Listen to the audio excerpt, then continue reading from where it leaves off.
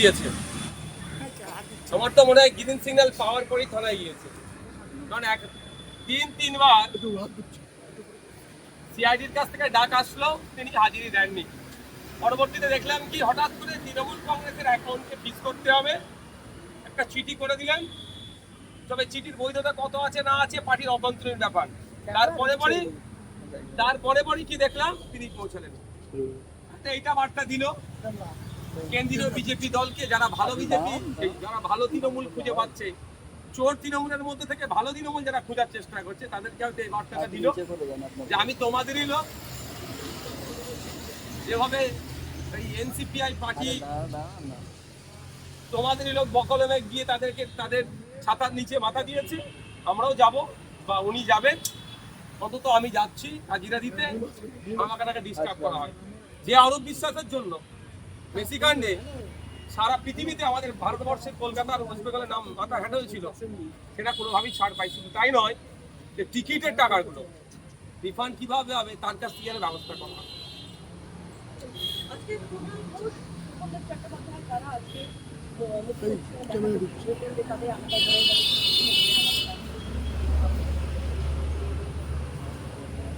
এখন ভালো তৃণমূল খারাপ তৃণমূলের লড়াই চলছে, আলাদা ঘর পাবে কি পাবে না বলতে পারছি না, কিন্তু আমরা যারা বিরোধী আছি বিভিন্ন রাজনৈতিক দল থেকে, আমরা তো এখনো ঘর পেলাম না। মিডিয়ায় বিশাল হইচই হচ্ছে, নওশাদ সিদ্দিকীর জন্য ঘর বরাদ্দ হয়েছে। যারা নওশাদ সিদ্দিকী যাদের অ্যালার্জি তারা টিপ্পনি কাটতে শুরু করে দিয়েছিল, এখনো পর্যন্ত আমাদের জন্য বরাদ্দ হয়নি। স্বাভাবিক নিয়মে আমাদের এইখানে একটা করে অফিসের জন্য রুম পাওয়া দরকার, সেটা এখনো পর্যন্ত দেওয়া হয়নি। স্পিকার স্যারের কাছে আমি আশা করব যে প্রত্যেকটা পার্টি যারা আছে তাদের জন্য ঘর বরাদ্দ করা হোক। আর এই ভালো তৃণমূল খারাপ তৃণমূলের যে সমস্যার সমাধান হয়তো শুভেন্দুবাবুই করতে পারবেন, আমাদের রাজ্যের মুখ্যমন্ত্রী মহাশয় শুভেন্দু স্যার হয়তো করতে পারবেন, ওই জন্য তার কাছে গিয়েছিল। কিন্তু প্রতি উত্তর কি পেয়েছে কুণাল বাবুদের কাছ থেকে আমার মনে হয় জানা দরকার। তৃণমূলটা কারা বলেন তো? বিদ্যুৎ বন্দ্যোপাধ্যায়রা তৃণমূল আর কুণাল ঘোষ বা সুবর্ণচন্দ্র চট্টোপাধ্যায়। স্পিকার স্যার ভালো বলতে পারবেন অরিজিনাল তৃণমূল কারা। ভালো তৃণমূল খারাপ তৃণমূলের কোনো বিষয় আছে? অরিজিনাল তৃণমূল কারা, আপনি যে জায়গায় ধোঁয়াশার মধ্যে আছেন আমিও আছি। কারণ যে তৃণমূলের প্রতিষ্ঠাতা মমতা ব্যানার্জি, তাকে এড়িয়ে বিরোধী দলনেতা নির্বাচন হচ্ছে সেই রাজ্য থেকে কেন্দ্র পর্যন্ত। এক নম্বর। দ্বিতীয় কথা হচ্ছে অ্যাকাউন্ট ফ্রিজ করার জন্য চিঠি দেওয়া হচ্ছে।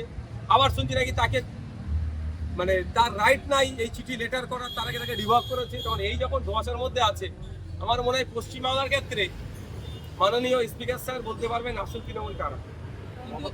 হাইকোর্টে এটা রায় করিয়েছিল, সেই হাইকোর্টের সেই রায়ে বলা হয়েছে স্পিকার যাকে বিরোধী দলনেতা হিসেবে স্বীকৃতি দেবে সেটাই। দেখুন আজকে একটা অর্ডার এসছে, অর্ডারের ভিত্তিতে আপনার এটা আমরাও জানতে পারছি, কিন্তু এটা দেখুন এটা এই যে জুডিশিয়াল প্রসেসটা কিন্তু সম্পূর্ণ হয়নি।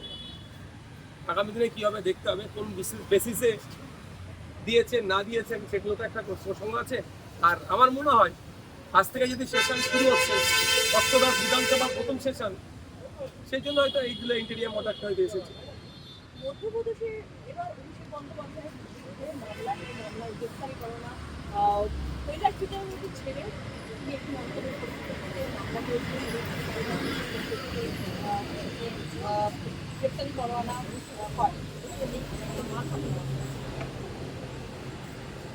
যখন ক্ষমতায় ছিল দলের সেকেন্ড ইন কমান্ড, অনেক বিষয় তারা এড়িয়ে যেতেন বা সে অবধি এসে পৌঁছাতে পারতো না। এখন সেগুলোকে নতুন করে রিওপেন করা হচ্ছে। তবে এটা কতটা সাস্টেনেবল হবে আমি ভরসা করতে পারছি, কারণ অলরেডি ইডি, সিবিআই, কেন্দ্রীয় এজেন্সি যে তদন্তগুলো করেছে, এক একটা তদন্তে প্রায় 60%, 70%, 80% মধ্যে অ্যাচিভ হয়ে গেছে। আর 20% অ্যাচিভ করতে পারলেই সে তদন্ত প্রক্রিয়া শেষ হবে। ইডি বা সেন্ট্রাল এজেন্সির সাকসেস রেটটা একটু হলে বাড়বে। সেগুলো বাদ দিয়ে কে কোথাও ফার্জি সই করেছে তাই নিয়ে টানাটানি হচ্ছে, মধ্যপ্রদেশে কোথাও মানহানি কেস আছে সেই নিয়ে হয়েই হচ্ছে, এই নিয়ে আমাদেরকে মাতিয়ে রাখা হচ্ছে। আমার তো মনে হয় কোনো না কোনো জায়গাতে ওই সেই দিদিমণির অমূল্যবাণী যে আরএসএস ভালো, বিজেপি খারাপ, অটলজি ভালো, অমিত শাহজি খারাপ, মোদি ভালো, অমিত শাহ খারাপ, এই যে ম্যানেজের জায়গা থেকে ওই পরিবার নিজেকে সেভ করে রেখে দেবে। এই নতুন মাত্র টাইম পাস হচ্ছে আমাদের জীবনে। নতুন ভাবে এই যে এনসিপিআই হয়েছে, সেই এনসিপিআই কি কতটা কি অবস্থানে যাচ্ছে? দেশের পারপাসে গিয়েছে।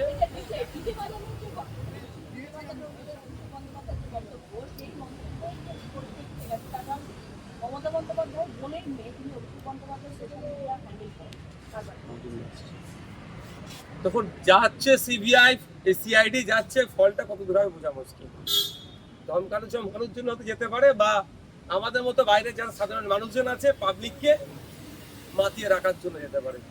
দাদা এন্ড অফ দ্য ডে কি ফলাফল হচ্ছে সেটা আমরা দেখতে চাই। দাদা নতুন দল যে এনসিপিআই, তাদের কি অবস্থান দাঁড়াবে? এই সাংসদরা যেভাবে বেরিয়ে গিয়ে একটা দল করলো, তাদের কি আগামী দিনে কি অবস্থান থাকবে কি মনে হয়? সেকেন্ড লার্জেস্ট অপোজিশন পার্টি হয়ে দাঁড়াবে, আর কি হবে? না আছে তাদের পার্টির সদস্য, বলতে পারছি না কত সদস্য আছে, না কাউন্সিলর আছে, না পঞ্চায়েতের মেম্বার আছে, না জেলা পরিষদের, সব বাদে ডাইরেক্ট এমপি। আবার তাদেরকে কষ্ট করতে হলো না, হায়ার করে পেয়ে গেল। এটা কি হচ্ছে বাংলার মানুষ ও রাজ্যের মানুষ দেখছে। এটা গণতন্ত্রের জন্য স্বাস্থ্যকর দিন নয়, এটা গণতন্ত্রের জন্য অস্বাস্থ্যকর। প্রত্যন্ত প্রতাপ নেতা রাজ্যের প্রাক্তন মন্ত্রী উড়ান গুহর মাথা বাঁচাতে আজকে হেলমেট ব্যবহার করা হচ্ছে, তারপরও প্রচুর পচা আলু, টমেটো, জুতো, ডিম সব ছোড়া হচ্ছে। কম ছোড়া হচ্ছে, যদি আমি ছোড়াছুড়ির পক্ষপাতী নয়, আপনি যার নাম নিলেন বলবো কম ছোড়া হচ্ছে। পশ্চিমবাংলার রাজনীতিকে বিগত 5-7 বছর 10 বছরে যারা কুলুষিত করেছে, তার মধ্যে একজন হচ্ছে উদয়ন বাবু, যে নোংরামি করেছে। এই ডিম জুতো এই ছোড়ার পক্ষপাতী নয়, কিন্তু যা ছুটছে কম ছুটছে।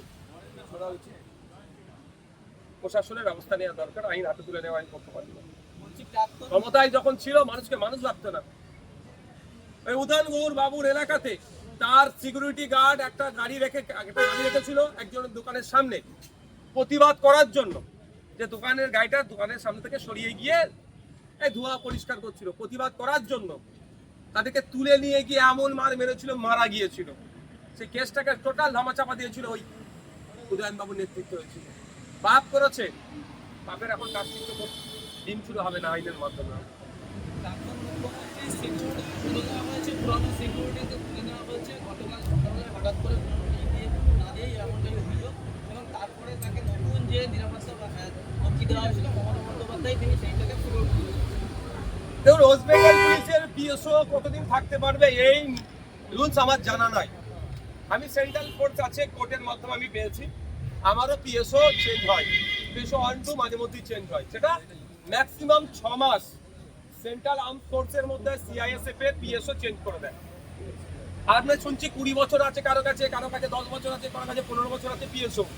এটা হয়, এটা থাকলে আমার মনে হয় এই নিয়মটাকে বদলানো দরকার। এটা কি হয়, প্রোটেক্টিভ আর পিএসওর মধ্যে একটা পারিবারিক সম্পর্ক গড়ে উঠে যায়। অনেকে দেখা গেছে গত 17তম বিধানসভাতে এই অভিযোগ ছিল একজন বিধায়কের পিএসওর বিরুদ্ধে, তিনি তোলাবাজি করছেন বিধায়কের হয়ে। কারণ বেশি দিন থাকলে এই সম্পর্কটা গড়ে ওঠে। ব্যাগ ধরিয়ে দেবে পিএসওর হাতে, ছাতা ধরিয়ে দেবে, ছবি তোলাবে। কিন্তু আমার পিএসও ছবি তোলার কাজের জন্য দেওয়া হয়নি, আমাকে ব্যাগ ধরানোর কাজ জন্য দেওয়া হয়নি, আমাকে দেওয়া হচ্ছে আমার প্রোটেকশনের জন্য। আর দীর্ঘদিন থাকলে কি হলো, ক্লোজ হয়ে যাচ্ছে, সব কাজ করিয়ে নিচ্ছে, ইল্লিগাল কাজে হয়ে যায়। আমি আবারও রিপিট করছি, ওয়েস্ট বেঙ্গল পুলিশের ক্ষেত্রে এই নিয়ম যদি না থাকে আনা দরকার, যেভাবে সেন্ট্রাল আর্ম ফোর্সেসদের আছে যে 6 মাস ম্যাক্সিমাম 6 মাস পোস্টে, তারপরে অন্য পোস্টে চলে যাবে, এটা করা দরকার। এখন মমতা ব্যানার্জি তিনি পিএসসি নেবেন কি নেবেন না তার এখতিয়ারের মধ্যে পড়ছে। যদি না নেয় নিশ্চিতভাবে তিনিও লিখিত দেবেন। আর তুলে নিয়ে অন্য পাঠিয়েছে, এটা খুব একটা অন্যায় কাজ নয়, এটা খুব একটা অন্যায় কাজ নয়। অন্যায় কাজ হচ্ছে, আমি বলবো অভিষেক বাবুকে যারা ইট ছুড়লো বারাইপুরে, তাদেরকে গ্রেফতার করেন, এটা অন্যায় কাজ আমার নজরে। যেভাবে ইটটা ছুড়েছিল, যদি হেলমেট না থাকতো মানে এগুলো ফেটে বেরিয়ে যেত। এখনো কেন গ্রেফতার করলো না পুলিশ, এটা অন্যায় কাজ, এটার বিরুদ্ধে আমি বলবো।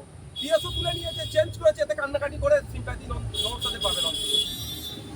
গতকাল ফলতায় মুখ্যমন্ত্রী ভাষণ দিতে গিয়ে বললেন যে ফলতায় এক মাফিয়ার স্ত্রীর নেতৃত্বে আন্দোলন চলছে, এবং যারা আন্দোলনে যাদের ছবি দেখা গেছে তাদের প্রত্যেকে কেউ যেন বাড়িতে না থাকতে পারে, তা আমি পুলিশ মন্ত্রী হিসাবে নির্দেশ দিচ্ছি। সাথে এও বলেছেন যে তাদের সম্পত্তি নিলাম করে সরকারি সম্পত্তি ক্ষতিতে তার ক্ষতিপূরণ করতে হবে। সরকারি সম্পত্তি যদি ক্ষতি হয়, তার নির্দিষ্ট নিয়ম কন্ডিশন আছে, সেভাবে রিকভারি হবে। আর মুখ্যমন্ত্রী যদি আগেই বলে দেয় যে অমুক অমুক অমুক অমুক এর দোষী, তাহলে আর সুস্থ আপনার ইনভেস্টিগেশন হবে না।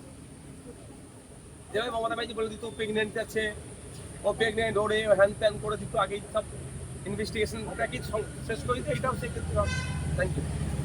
প্রচুর গরম হচ্ছে। Thank you.